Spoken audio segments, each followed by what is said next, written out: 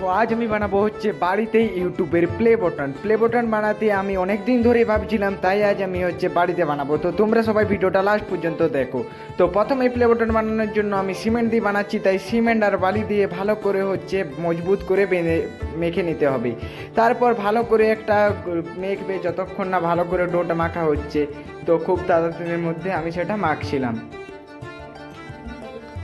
এবং হচ্ছে এর পুরো ভিডিওটা আমার ইউটিউব চ্যানেলে আছে।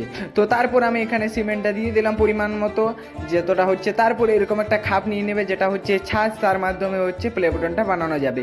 তো এই ছাঁচটাই আমি হচ্ছে সিমেন্টটা দিয়ে দিলাম। তারপর একটু জল জল দেখাচ্ছিল, যার কারণে হচ্ছে আমি একটা প্ল্যান লাগালাম এবং ওটার উপরে কাগজ দিয়ে দিলাম।